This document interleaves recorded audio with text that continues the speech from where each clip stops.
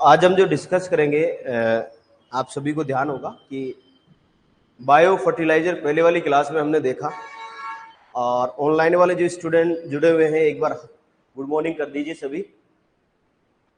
Good morning कर दीजिए सभी। मेरे साथ जो जुड़े हुए हैं स्टूडेंट हैं, रोशनी है, पुष्पेंद्र है, इंद्रजीत है, कुलदीप है। जो भी स्टूडेंट हमारे साथ जुड़े हुए हैं, आज हम बात करेंगे। हमने मैन्यूर के बारे में डिस्कस कर लिया, हमने खाद के बारे में डिस्कस कर लिया, हमने उस लेवल तक डिस्कस किया जो आपके एग्रीकल्चर सुपरवाइजर में आता है।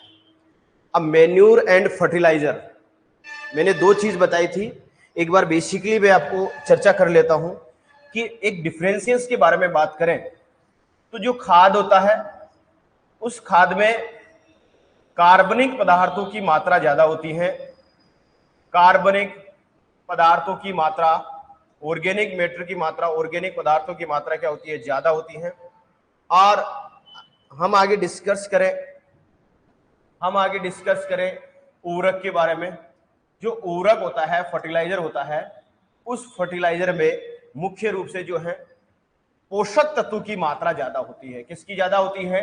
पोषक तत्वों की मात्रा ज्यादा होती है।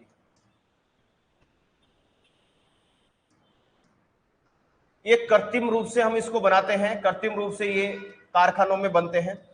तो मुख्य रूप से जो मैं आपको बता रहा हूं, डिस्कस कर रहा हूं, उसमें हमने खाद के बारे में डिस्कस किया।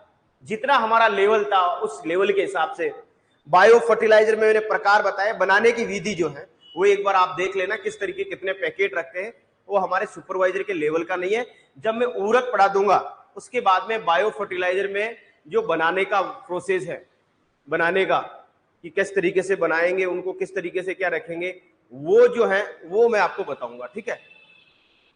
सबसे पहली बात करें खाद और उर्वरक के बारे में, तो इसमें कार्बनिक पदार्थ की मात्रा ज्यादा होती है, इसमें उर्वरकों की मात्रा ज्यादा होती है। अब सबसे इंपॉर्टेंट बात हमारी ये है कि हमें इनको कैसे सोल्व करना है। हमें उर्वरक को पढ़ना है, फर्टिलाइजर को पढ़ना है, तो हम इसको कैसे एग्जाम में क्वेश्चंस आते हैं उसके बारे में हम डिस्कस करेंगे। जो जितने भी स्टूडेंट लाइव जुड़े हुए हैं वो स्टूडेंट एक बार कमेंट्स कर दीजिएगा। तो यहां पर जो है आवश्यक पोषक तत्वों की अधिकता होती है और पौधों को एक या दो तीन, क्लास ले रहा हूं सर, बंद कर गया हूं। इन पदार्थों में पौधों के आवश्यक पोषक तत्वों की अधिकता होती है। किसकी अधिकता होती है? आवश्यक पोषक तत्वों की अधिकता। आवश्यक पोषक तत्वों की अधिकता होती है। एक चीज तो ये, दूसरा कंडीशन है ये इसमें कि पौधों को ये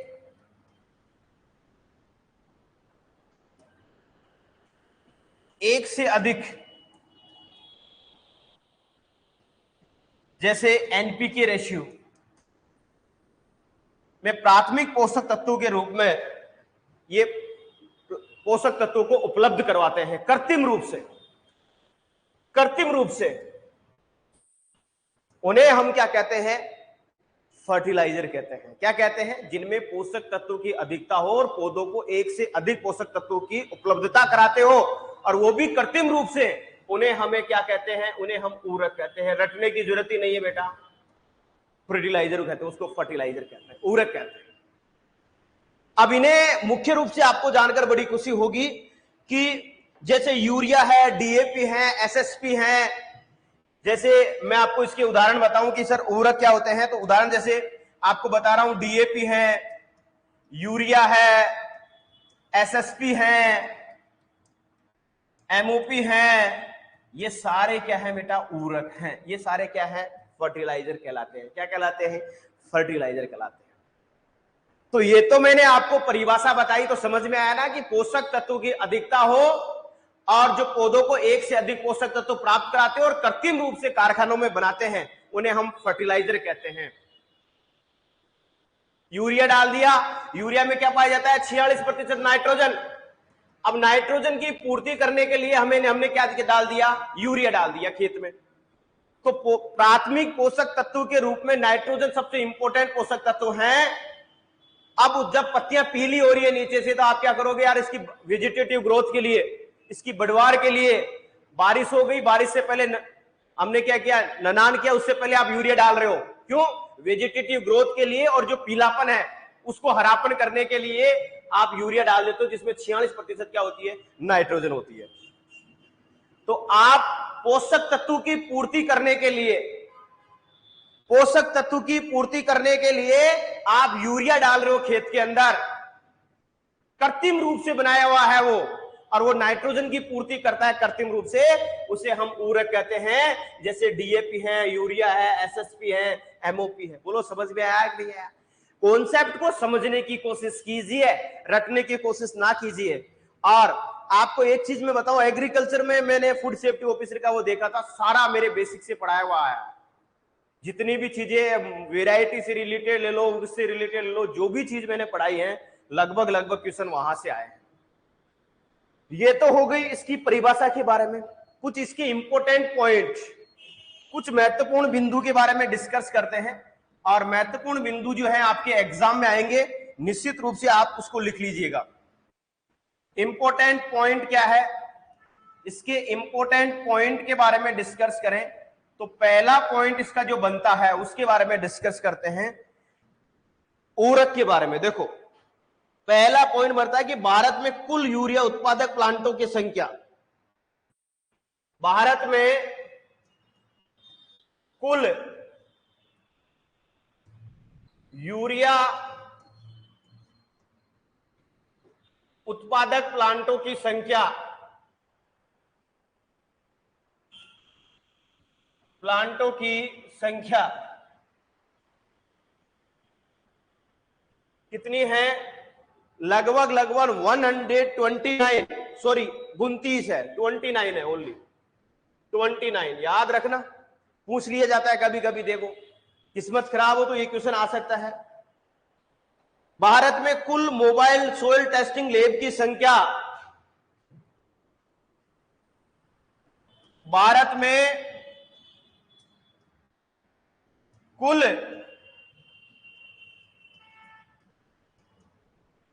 मोबाइल लैब टेस्टिंग की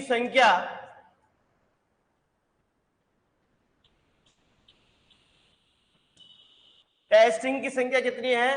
कि भारत में आपको पूछिए कि कुल मोबाइल लैब टेस्टिंग, अंडरलाइन कर लेना और याद करते रहना, lab testing labs, mobile soil testing lab.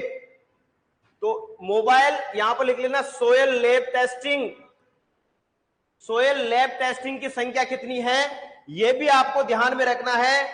Bharat में कुल मोबाइल सोयल टेस्टिंग लैब की संख्या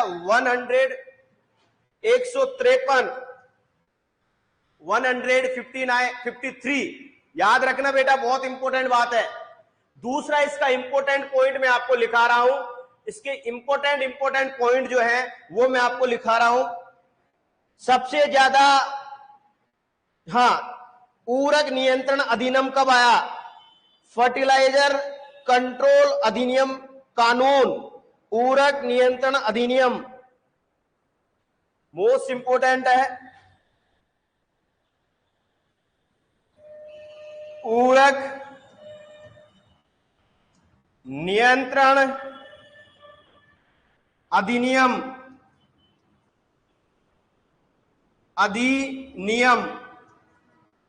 कब पारित हुआ था? 1957 में। मोस्ट इंपोर्टेंट है, कब पारित हुआ था? 1957 में। दूसरा इसका इंपॉर्टेंट पॉइंट है कि सबसे अधिक नाइट्रोजन उत्पादक प्लांट राजस्थान में कहां पर हैं? सबसे अधिक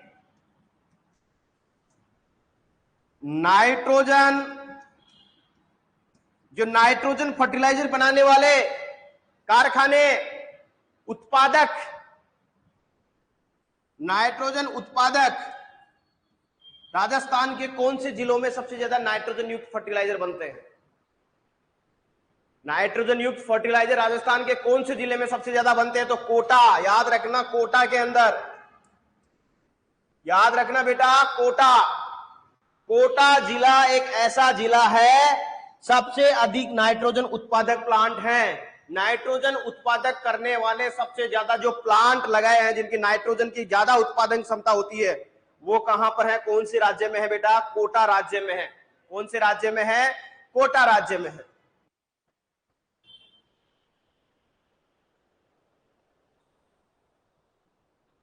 दिल्ली हो रही है बेटा क्लास एफएसओ के एग्जाम की वजह से। मेरा भी कैरियर है, मैंने भी एग्जाम दिया था तो 2 दिन की तैयारी मैंने भी की है थोड़ा बहुत, तो अब तो डेली ही क्लासें होगी। भारत में कुल यूरिया उत्पादक प्लांटों की संख्या कितनी है? 29। भारत में कुल मोबाइल सोयल लैब टेस्टिंग की संख्या कितनी है? 153।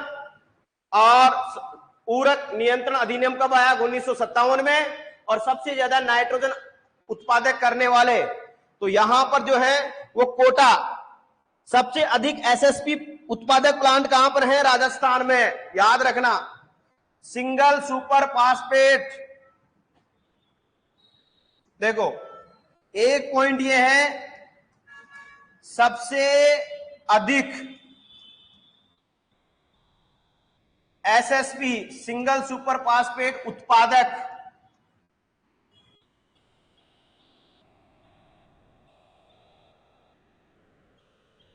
तो ये उत्पादक प्लांट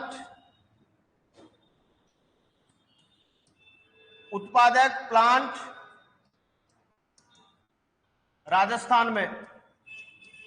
कहां पर है? राजस्थान में।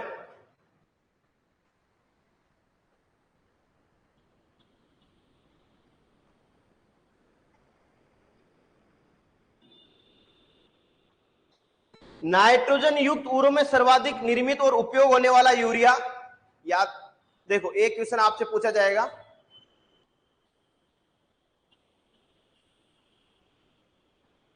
एक वीक से रिकॉर्डेड होकर डल रही है, डलती जाएगी अब डेली, एक साथ डाल दूंगा पूरी जीके की, फिर तो आपका एक एक देखा जाना कोर्स। जीके का नया अपडेट जो मई जून वाला एग्जाम है उसी में रिकॉर्ड किया हुआ है, उसी में लाइव किया हुआ है, तो वो नई अपडेट उसमें जीके में कौन सा चेंज होता है कि नई नई चीज, अब वही जो है पूरी क्लासें डलती रहेगी। ठीक है, सबसे अधिक एसएसपी उत्पादक प्लांट कौन सा है? राजस्थान। और एक क्वेश्चन आपके और एग्जाम में पूछा जाता है कि नाइट्रोजन उर्वरकों में सर्वाधिक निर्मित और उपयोग होने वाला उर्वरक, सबसे ज्यादा नाइट्रोजन युक्त जो उर्वरक होते हैं ना, उसमें सबसे ज्यादा निर्मित और सबसे ज्यादा उत्पादक और सबसे ज्यादा किसानों के द्वारा प्रयोग लाने वाला उर्वरक कौन सा है? यूरिया। नाइट्रोजन युक्त में सबसे ज्यादा प्रयोग लिए जाने वाला जो उर्वरक है वो यूरिया है, याद रखना। दूसरा क्वेश्चन आपसे पूछा जाता है कि फास्फोरस युक्त उर्वरक में सबसे अधिक निर्मित और सर्वाधिक उपयोग में लिया जाने वाला उर्वरक, ये तो नाइट्रोजन युक्त होगा, ऐसा कौन सा उर्वरक है जो फास्फोरस युक्त है, जिसको किसान भी सबसे ज्यादा यूज करते हैं, उसका निर्माण भी सबसे ज्यादा भारत में होता है, तो वो याद रखना। ठीक है, तो वो आप याद रखना, वो कौन सा है? वो आपका जो है डीएपी, फास्फोरस युक्त डीएपी। डीएपी है, कौन सा है? डीएपी। तो फास्फोरस युक्त, अरे अभी तो इस क्लास में अटेंशन रखो कम से कम, आगे की सोच रहे हो, ये क्लास में जब अच्छे से पढ़ा रहा हूं उसका अटेंशन तो देख रही हो, डाइवर्ट हो रहे हो। तो डीएपी कौन सा है? डीएपी। उसके बाद में तीसरा पॉइंट आता है आपका, तीसरा पॉइंट ये आता है कि पोटाश युक्त उर्वरकों में सर्वाधिक निर्मित और उपयोग होने वाला उर्वरक पोटाश युक्त, जिसमें देखो नाइट्रोजन के लिए मैंने बताया यूरिया सबसे ज्यादा उपयोग और निर्मित होने वाला नाइट्रोजन युक्त, फास्फोरस युक्त में मैंने बताया डीएपी, और तीसरा मैं बता रहा हूं पोटेशियम। प्राइमरी न्यूट्रिएंट हो गए नाइट्रोजन, फास्फोरस और पोटाश। इसमें एमओपी, म्यूरेट ऑफ पोटाश, सबसे ज्यादा निर्मित और सबसे ज्यादा प्रयोग किया जाने वाला उर्वरक, याद रखना।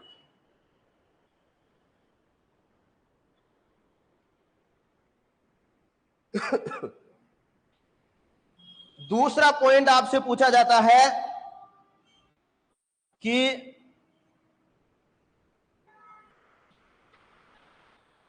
एक चीज और आपसे पूछी जाती है जो आपके एग्जाम के लिए, एनपीके का रेशियो।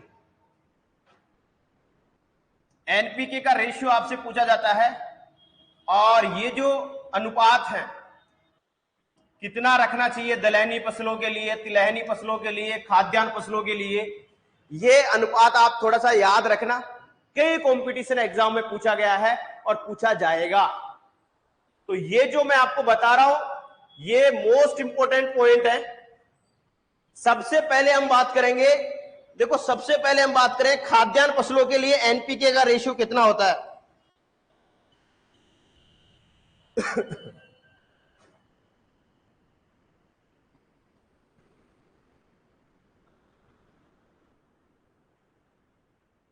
खाद्यान्न फसलों के लिए, अब खाद्यान्न फसलों के लिए एनपीके का रेशियो कितना होता है। एनपीके का रेशियो होता है 4:2:1। याद रखना, मोस्ट इंपोर्टेंट है। खाद्यान्न फसलों के लिए एनपीके का रेशियो मोस्ट इंपोर्टेंट है, 4:2:1। नाइट्रोजन, फास्फोरस और पोटास। लिख लो अपनी नोटबुक में, लिख लो अपनी नोटबुक में। दूसरा पॉइंट है आपका, जो दूसरा पॉइंट है वो दूसरा पॉइंट है आपका दलहनी के लिए। दलहनी के लिए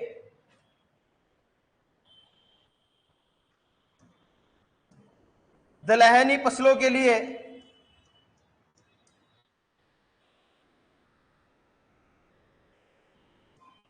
दलहनी फसलों के लिए, और वो भी जो है आपको पता है दलहनी फसलों के लिए कितना रखेंगे। एनपीके का रेशियो रखते हैं 1:2:1। 1:2:1 एनपीके का रेशियो याद रखना। उसके बाद में तीसरा पॉइंट आप याद रखना, मोस्ट इंपोर्टेंट है तिलहनी फसलों के लिए। तिलहनी फसलों के लिए, तिलहनी फसलों के लिए एनपीके का रेशियो कितना रखेंगे। नाइट्रोजन, फास्फोरस और पोटास तिलहनी फसलों के लिए। तो याद रखना बेटा, तिलहनी फसलों के रखिए 3:2:1। 3:2:1। और लास्ट में मैं आपको चारे और रेसे वालों के लिए, चारे और रेसे वाले, चारे व रेसे वाले फसलों के लिए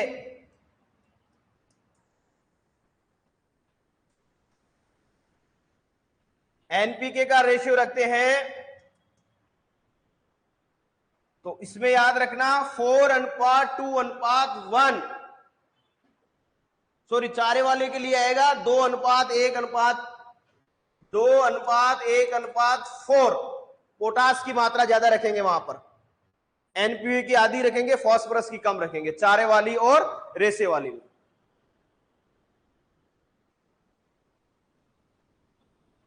ओके वंशिका जी, आपकी बात मान गए हम, बात बिल्कुल मान गए, ठीक है। तो दलहनी फसलों के लिए 1:2:1 एनपीके रेशियो रखते हैं। तिलहनी फसलों के लिए एनपीके रेशियो रखते हैं 3:2:1। चारे और रेसे वाली फसलों के लिए एनपीके रखते हैं 2:1:4। समझ में आई। तो ये मुख्य रूप से जो है मैंने आपको बताई, ये 4 पॉइंट आपके लिए इंपॉर्टेंट है जो आपके एग्जाम में पूछे जाते हैं। आप इस चीज को सोचो कि हमें याद करना है, जो चीज सर पढ़ा रहे हैं वही चीज आपसे एग्जाम में पूछी जाएगी। अब ये सारी इंपॉर्टेंट पॉइंट इसके हो गए हैं। अब बात करेंगे, कई ऐसे उर्वरक होते हैं जो क्षारीयता को प्रदर्शित करते हैं और कई ऐसे उर्वरक होते हैं जो अम्लीयता को प्रदर्शित करते हैं। उर्वरक का क्लासिफिकेशन नहीं पढ़ाऊंगा, पहले आपका एक कॉन्सेप्ट क्लियर करूंगा, और उस कॉन्सेप्ट से आपके एग्जाम में 100% आपका एग्जाम में क्वेश्चन आता है। और 3 साल के अगर एग्रीकल्चर सुपरवाइजर का पेपर देखोगे उठा के, तो वहां से क्वेश्चन जरूर पूछा गया है। देखो आपने सुना होगा, दो टर्मिनोलॉजी आपने सुनी होगी, समकक्ष, समकक्ष अम्लीयता, समकक्ष अम्लीयता, और दूसरी सुनी होगी समकक्ष सारीयता। अब ये दोनों चीज आपके लिए नहीं है, लेकिन मैं बताऊंगा, इसको बोलते हैं अम्लीय तुल्यांगिता। इसका दूसरा नाम है अम्लीय तुल्यांकता, अम्लीय तुल्यांकता। और ये हो गई, इसको समकक्ष सारीयता को बोलते हैं सारीय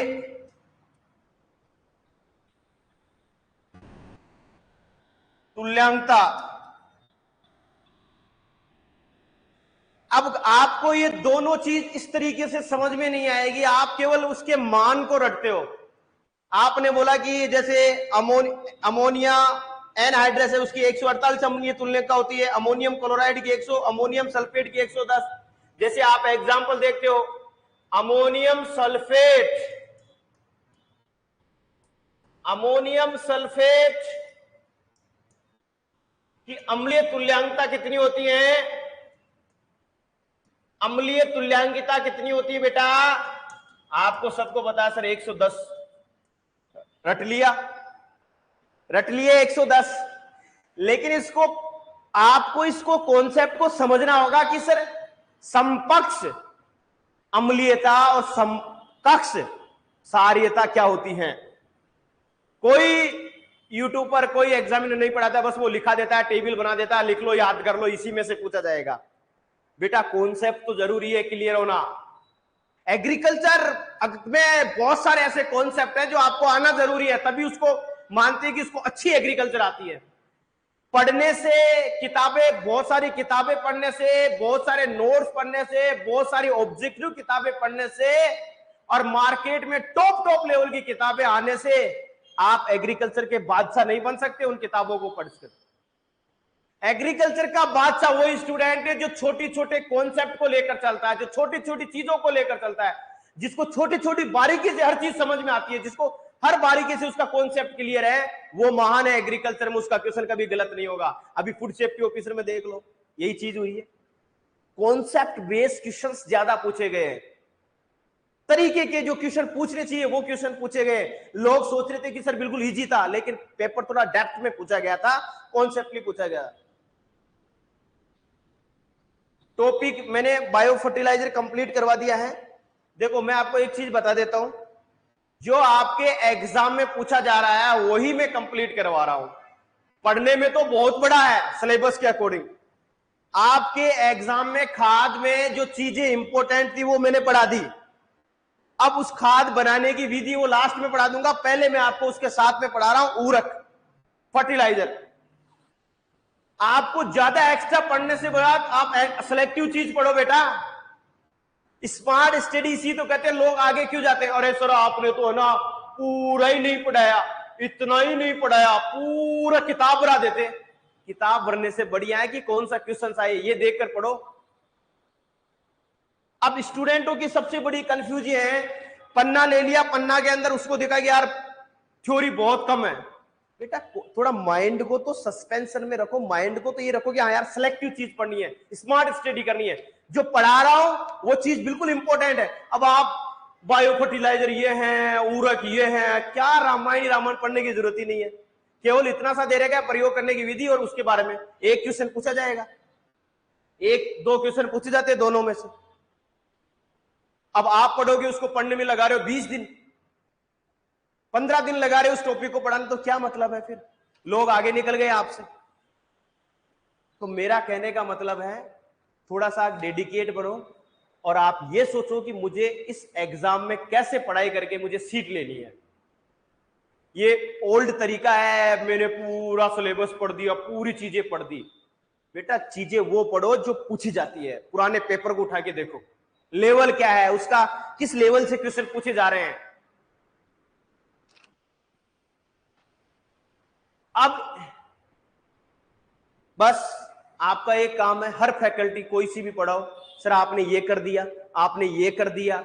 अरे बेटा वो पढ़ा रहा है, पसीना ले रहा है, इतनी मेहनत करके आपको बता रहा है, वो बहुत बड़ी बात होती है। आप मोटिवेट नहीं रहते हो, आप डिमोटिवेट रहते हो। अगर आपको 2 दिन 3 दिन खाना नहीं मिले तो आप क्या करोगे? खाना नहीं मिले तो ओबियसली बात है, बहुत दिक्कत हो जाएगी। लेकिन फिर आपको मोटिवेट होकर इस काम को करना चाहिए, क्यों नहीं मिल रहा? अब आप ये चीज सोचो, एक बात बताओ, जब आपको इतना, अब मैं एक बात और बोल देता हूं आपको कि एग्जाम जो है ना आपकी अक्टूबर में जो टेंटेटिव डेट है वो बढ़ सकती है आपकी एग्जाम डेट। अभी भी मैं कह रहा हूं वो जनवरी फरवरी इलेक्शन बाद में भी जा सकती है। तो इतना दिमाग में लोड लोगे ना, जितना ज्यादा लोड लोगे ना उतना ही ज्यादा नीचे चलते जाओगे। और जितना ज्यादा फ्रैंकली कॉन्फिडेंस के साथ पढ़ोगे, अच्छा पढ़ोगे, उतना ही लेवल आपका अच्छा होगा। मेरे 2-3 स्टूडेंट तो ऐसे हैं, सारे दिन उनकी स्ट्रेस दिमाग में, ये हो गया, वो हो गया, फलाना हो गया, ढीकड़ा हो गया, हट वो ये लो। कई स्टूडेंट ऐसे हैं, सर वो रिकॉर्डेड डाल दो, हम वो रिकॉर्डेड पढ़ लेंगे, बाद में लाइव देख लेंगे। कई स्टूडेंट ऐसे जानबूझकर बोलते हैं, अच्छा लगता है सर वो पुरानी वाली वो डाल दो, हम तो वही बात है, वो तो हमें पढ़ना है, नोट्स बनाना है। एक अरे सर बेटा थोड़ा सा का आप कॉन्शियस माइंड को तो सोचो, कौन सी माइंड, दिमाग से थोड़ा सा। अब ये सोयल कंप्लीट होते क्रॉप पढ़ाऊंगा, वीड पढ़ाऊंगा, उसके बाद में क्रॉप पढ़ाऊंगा, और उसके बाद में जो बच गए एग्रोनॉमी के वो पढ़ाऊंगा, सिंचाई विचाई जो टॉपिक बच गए आपके।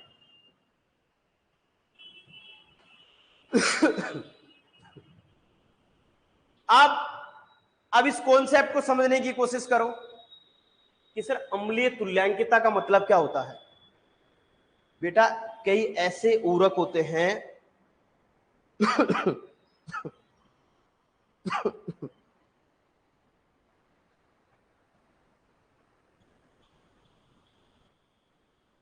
देखो ये 110 क्या है बेटा, क्या है ये? कोई किसान है, समझना, दोनों कॉन्सेप्ट एक साथ क्लियर करा रहा हूं, ध्यान से ध्यान रखना। इस किसान के खेत में, इस किसान ने इस खेत में अमोनियम सल्फेट दिया। कौन सा खाद का उपयोग किया उसने इस खेत में? Ammonium sulphate. अमोनियम सल्फेट एक ऐसा उर्वरक है, अमोनियम सल्फेट एक ऐसा उर्वरक है जो इस खेत में अम्लीयता को दर्शाएगा। इस खेत में किसको दर्शाएगा बेटा?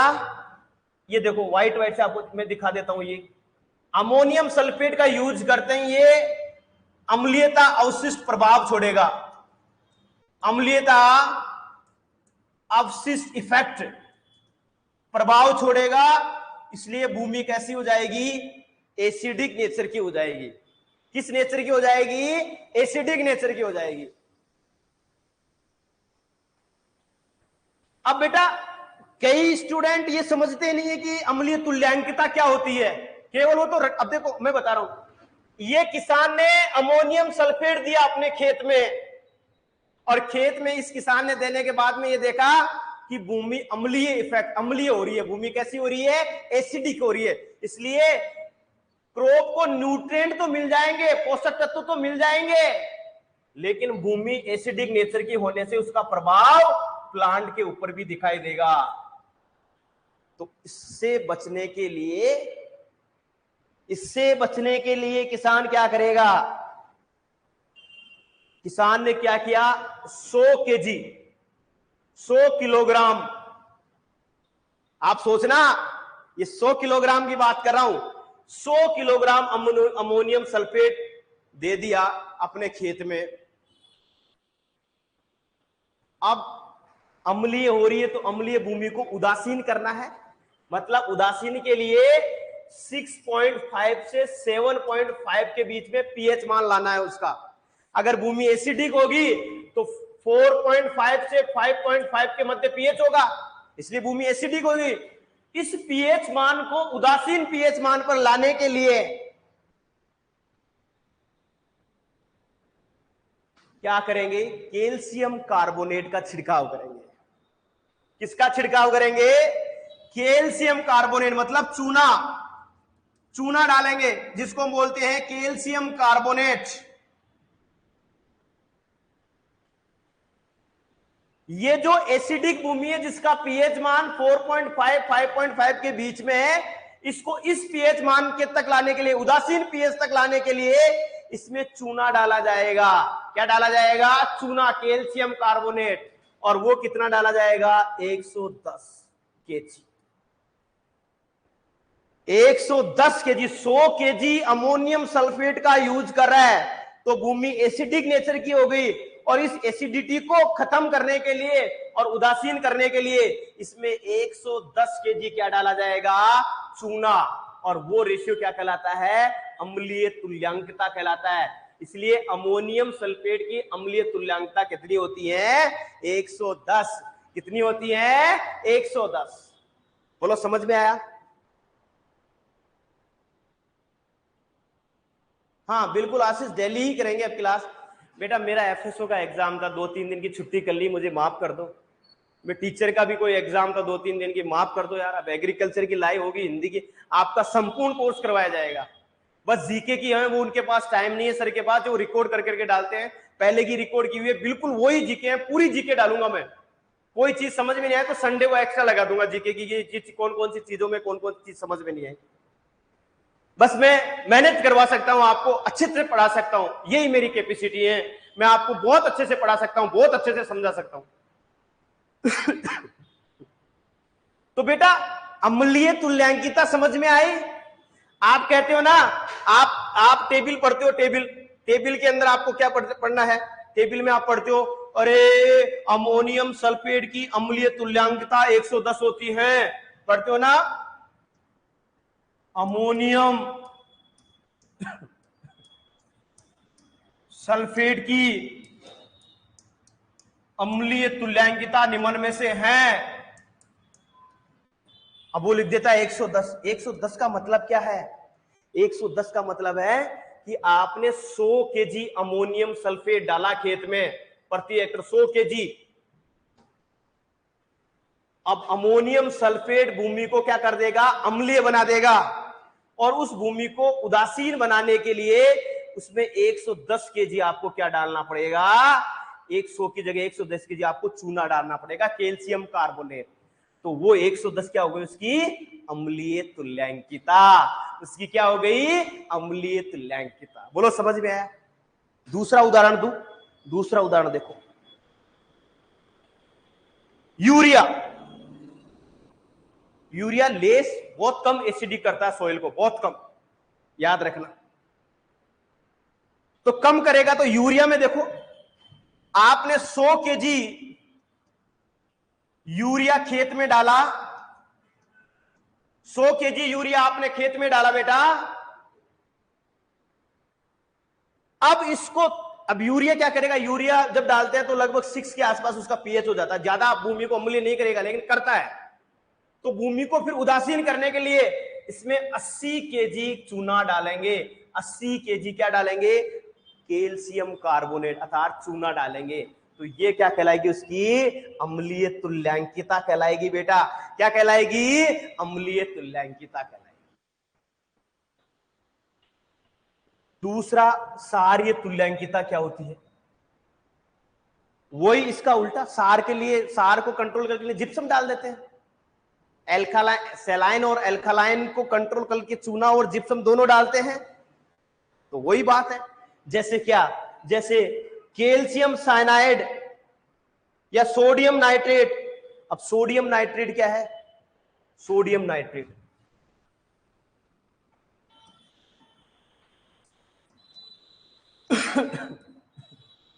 ये भूमि में सारीयता इफेक्ट छोड़ता है। जब किसान सोडियम नाइट्रेट को डालता है खेत में, तो ये सारीयता को बढ़ाता है, अर्थात पीएच मान को बढ़ाएगा। पीएच मान को क्या करेगा? बढ़ाएगा, यानी कि 7.5 के बीच में। तो सारीयता को उदासीन करने के लिए, पीएच मान को कम करने के लिए इसमें हम जिप्सम डाल देते हैं। क्या डाल देते हैं? जिप्सम। जैसे 100 केजी आपने डाला, तो 100 केजी के अंदर आपने 100 केजी आपने क्या डाला? Sodium nitrate. तो आप 29, अब हम उदासीन करना है तो कम करेंगे, तो डालेंगे क्या? कम। जिप्सम या चूना हम कम डालेंगे, ज्यादा तो अम्लीय मृदा में डालेंगे। इसमें कम, क्योंकि पीएच मान को कम करना है, ज्यादा नहीं करना। यहां अम्लीयता में पीएच मान को ज्यादा करना होता है, इसलिए ज्यादा डालते हैं हम जिप्सम या चूना। इसमें कम करना होता है, इसलिए इसमें डालते हैं कितना, 29 kg। 29 और 29 जो है 29, इस सोडियम नाइट्रेट की सारी तुल्यांकिता कहलाएगी। इस सोडियम नाइट्रेट की सारी तुल्यांकिता कहलाएगी। बोलो समझ में आया कि नहीं आया? बोलो समझ में आया कि नहीं? बोलो समझ में आया, यस या नो? एग्रोनॉमी के कुछ ऐसी चीजें होती है बेटा जो आदमी को समझना बहुत, जो स्टूडेंट लाइफ होती है उसको एक चीज हमेशा दावे के साथ मैं कहता हूं कि अगर आप पढ़ रहे हो तो मायने रखता है कि आप कैसे पढ़ रहे हो। मैंने 8-7 साल की टीचिंग हो गई, लेकिन ये चीज मैंने जरूर देखी है जीवन में, मैंने ये चीज का एक्सप्लेन किया है कि जो टीचर मेहनत करवाता है, जो टीचर अच्छा पढ़ाता है, उसमें स्टूडेंट 1000 खामियां ढूंढता है, और जो धीरे पढ़ाता है, छोटा पढ़ाता है, कम पढ़ाता है, शॉर्ट में चलता है, वो इस दुनिया में टीचर वो सबसे बेस्ट है उनके लिए। तो मेरे प्यारे बच्चों, आप अच्छा पढ़ो, सेलेक्टिव पढ़ो, ज्यादा भी मत पढ़ो कि मैंने बता रहा हूं कि बहुत ज्यादा नहीं, सेलेक्टिव चीजें, जो चीजें एग्जाम में आती है उस कॉन्सेप्ट को क्लियर करो, मेनली बात यह है। तो आशीष जी आप बात कर रहे हो, आशीष रेनवाल जी, प्रमोद त्यागी जी, आशीष, ठीक है। तो यहां पर जो है आगे हम बात करेंगे, आगे की बात करें,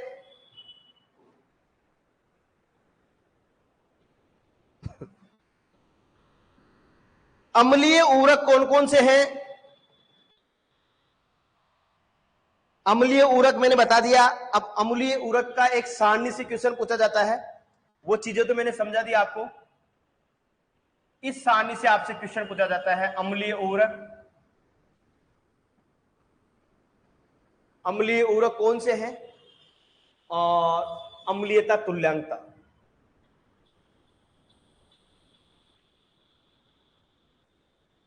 अम्लीयता तुल्यांकता। तो ऐसी कंडीशन में हमें क्या करना है, ऐसी कंडीशन में अब मैंने अम्लीय तुल्यांकिता को आपको समझा दिया अच्छे से, अब तो कोई डाउट नहीं है। और अम्लीय ऊरक के मैं एग्जांपल लिखाऊंगा, वो ऊरक जो अब भूमि में क्या दर्शाते हैं, अम्लीयता को दर्शाते हैं।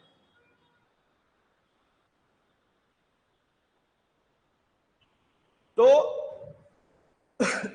इसमें देखें, सबसे पहले अम्लीय ऊरक ammonia anhydrous, ammonia anhydrous,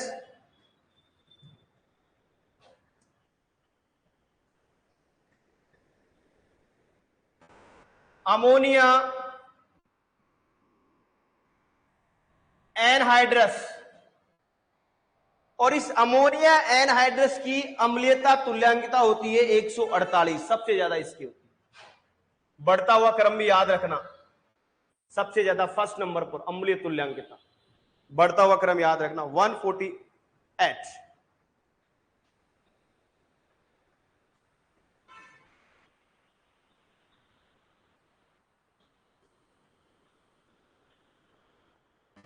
ammonium chloride के बारे में बात करें तो अमोनियम क्लोराइड का क्वेश्चन भी आपके एग्जाम में पूछा गया है। अमोनियम क्लोराइड, अमोनियम क्लोराइड की अम्लीयता तुल्यांकिता के बारे में बात करें तो अमोनियम क्लोराइड की 128 है। कितनी है? 128, 128। बेटा मैंने क्या बताया कि सर ये अम्लीयता तुल्यांकिता समझ में नहीं आती, क्या होता? मैंने क्या कहा कि एक किसान अमोनियम क्लोराइड का यूज कर रहा है खेत में, ये ऊरक है, डाल रहा है, उसने 100 केजी अमोनियम क्लोराइड डाल दिया खेत में,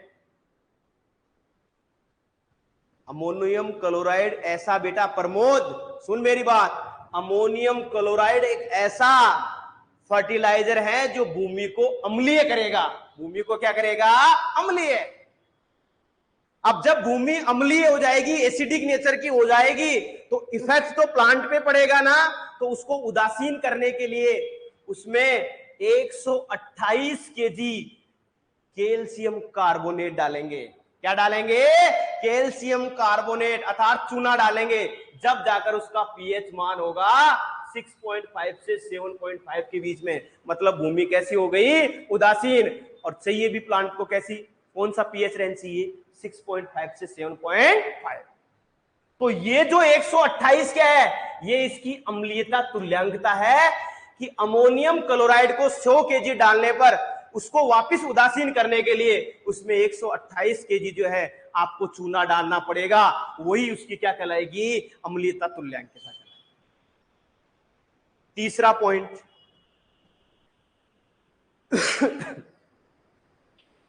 अमोनियम सल्फेट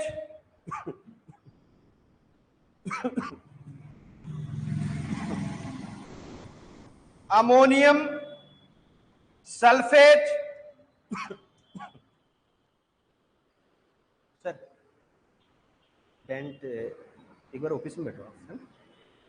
अमोनियम सल्फेट के बारे में बात करें डियर रसगुल्लो, तो वही बात 110, वही बात है। अमोनियम सल्फेट एक ऐसा उर्वरक है जो एसिडिटी को, भूमि में अम्लीयता को बढ़ाएगा। इसको उदासीन करने के लिए 110 केजी आपको कैल्शियम कार्बोनेट अर्थात चूना डालना पड़ेगा। जब जाकर ये पीएच रेंज में आएगा, उदासीन होगा। तो इसकी अम्लीय तुल्यांकिता कितनी हो गई? 110।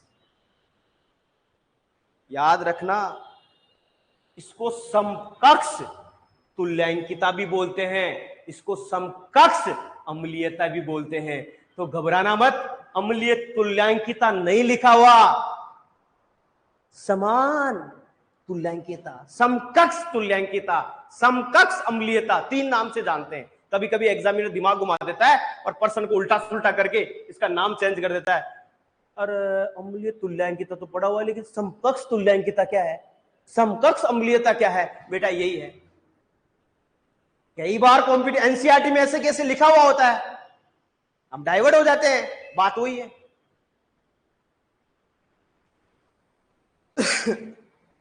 अमोनियम फास्फेट की बात करें, सॉरी अमोनियम सल्फेट नाइट्रेट की बात करें,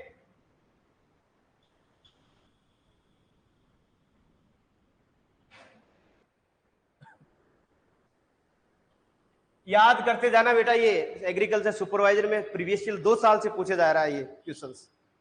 मैं आपको याद करवा रहा हूं बेटा। आशीष, रोहिणी, मैं आपको याद करवा रहा हूं ताकि आपको याद हो जाए और आपका कॉन्सेप्ट क्लियर हो जाए। बस मेरा ये तमन्ना है। किताबों में तो सारी चीजें लिखी हुई हैं, बस मेरी एक ही तमन्ना है कि आपके जो कॉन्सेप्ट है वो क्लियर होते जाएं, ताकि आपको किताबों में रटने की आवश्यकता ना हो। बिल्कुल रोशनी जी, आपका स्वागत है। आपने कहा बिल्कुल सही बात है। आगे हम बात करेंगे अमोनियम सल्फेट के बाद में चौथे नंबर का हम बात करें। चौथे नंबर का जो है वो है आपका ammonium sulphate nitrate. Ammonium sulphate nitrate,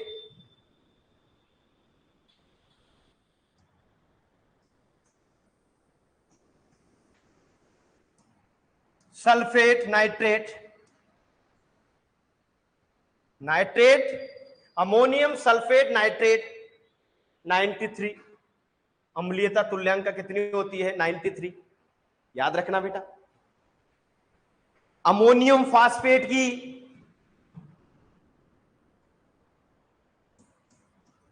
ammonium phosphate की, और एक और आता है यूरिया। यूरिया की पूछी जाती है। अमोनियम फास्फेट की इससे ज्यादा होती है, इससे ऊपर लिखना चाहिए लेकिन मैंने नहीं लिखा, इसके ऊपर लिखना चाहिए था, फिर भी आप याद रखना 96 होती है। और एक आता है आपका यूरिया, यूरिया की होती है 80।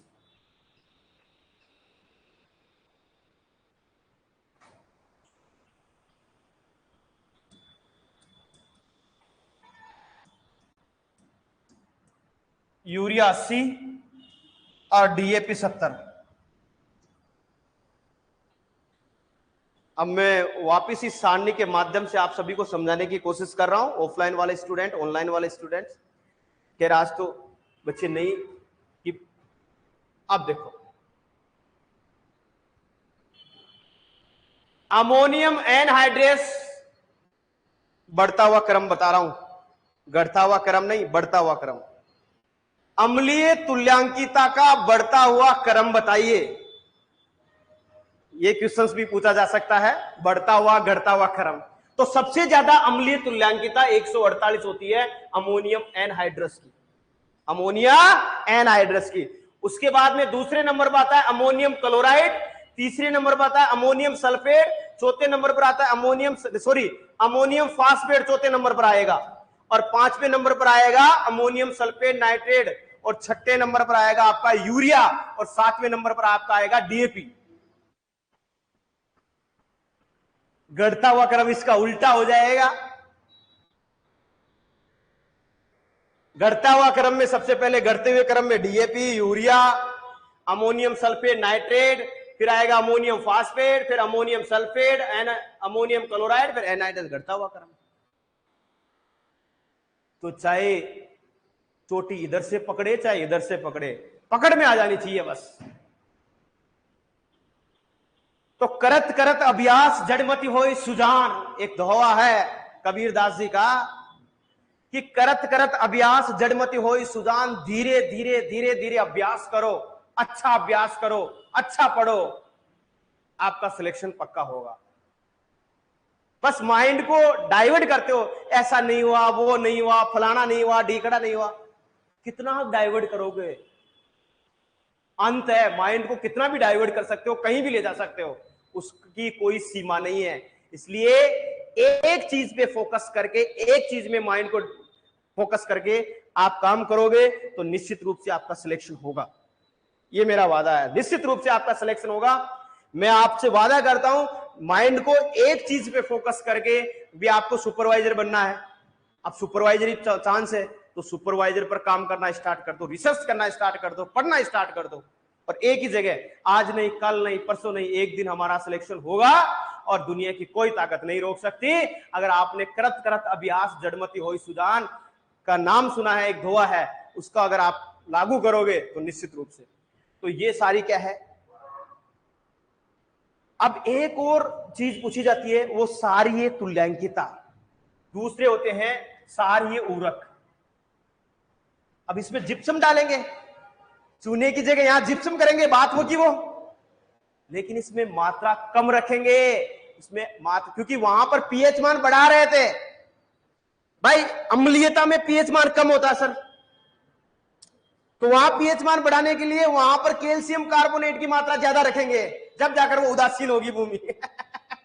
यहां पीएच मान को कम करना है, क्योंकि अगर भूमि सारी होगी ना, भूमि सारी होगी तो पीएच मान 7.5 से 8 के आसपास होगा।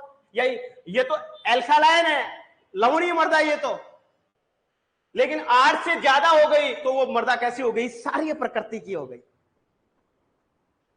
और ये 7.5 से 8 के आसपास जो होती है भूमि, लवणीय होती है, लवणीय सैलाइन सोइल होती है।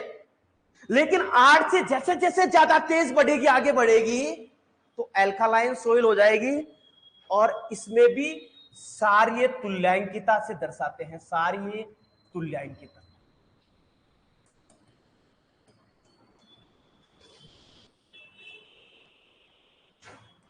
सारीय ऊरक कौन से हैं वो भी पूछे जाता है।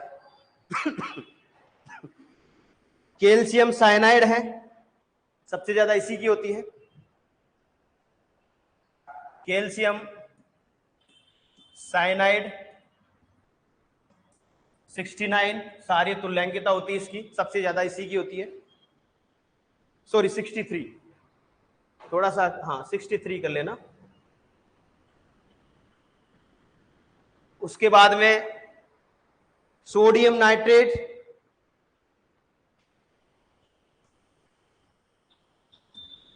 सोडियम नाइट्रेट, और सोडियम नाइट्रेट की होती है 29, उसके बाद में die calcium phosphate, die calcium phosphate, die calcium phosphate, इसकी भी याद करना आप, पहले नंबर पर सबसे ज्यादा, दूसरे नंबर और तीसरे नंबर डाई कैल्शियम फास्फेट। और डाई कैल्शियम फास्फेट का जो है वो 25,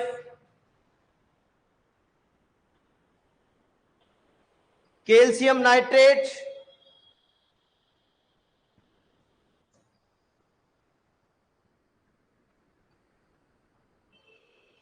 calcium nitrate,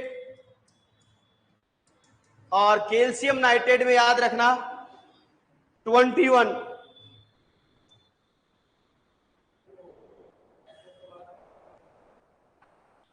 calcium cyanide 63, sodium nitrate 29, die calcium phosphate 25, calcium nitrate 21। तो ये क्या है, सारीय तुल्यांकिता है, और ये सारीय ऊरक है जो भूमि सारीयता को बढ़ाते हैं। हाँ वो भी करो। Sodium nitrate, die calcium phosphate, calcium nitrate, 63 first, second, third और फोर्थ, लाड लो। तो बढ़ता हुआ क्रम भी पूछा जा सकता है और घटता हुआ क्रम भी पूछा जा सकता है। तो ये चीज आप ध्यान रखोगे, सारीय ऊरक और उसकी सारीय तुल्यांकिता। अब मैं एक अनाउंस और कर रहा हूं लाइव, देखो। एग्रीकल्चर की 3 घंटे की क्लास होगी डेली। हॉर्टिकल्चर भी मैं स्टार्ट कर रहा हूं 1 तारीख से। उद्यान विज्ञान भी आपकी स्टार्ट कर रहा हूं, साथ में एग्रोनॉमी चल रही है, एनिमल हस्बेंड्री चल रही है, हिंदी आज चलेगी आपकी, और जीके भी आपकी जो है थोड़ी प्रॉब्लम आ रही है तो उसको लाइव भी कर देंगे। 2-4 दिन की बात है, 2-4 दिन बाद में लाइव कर देंगे, जब तक आपके रिकॉर्डेड डाल रहे हैं।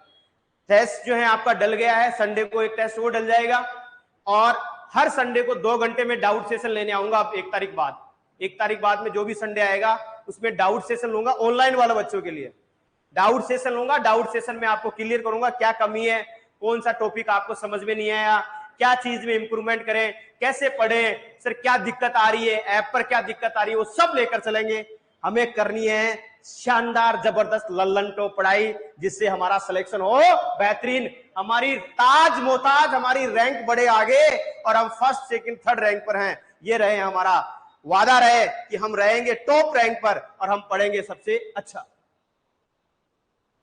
हाँ ऐड करवा देना, डेली ऐड करवाऊंगा, डेली ऐड, बिल्कुल डेली ऐड डेली क्लासे ऐड होगी आपकी, आपके फोल्डर में डेली ऐड होगी। अभी जैसे ही क्लासे पूरी होती है हम ऐड कर देते हैं इवनिंग में। इवनिंग में इसलिए क्योंकि 24 घंटे बाद में क्लासे लाइव है जो वो ऐड होती है ऐप पर, ठीक है, तो इवनिंग में ऐड कर देंगे, ठीक है। नेक्स्ट क्लास में हिंदी वालों को कॉल कर रहा हूं, हिंदी की होगी, ठीक है।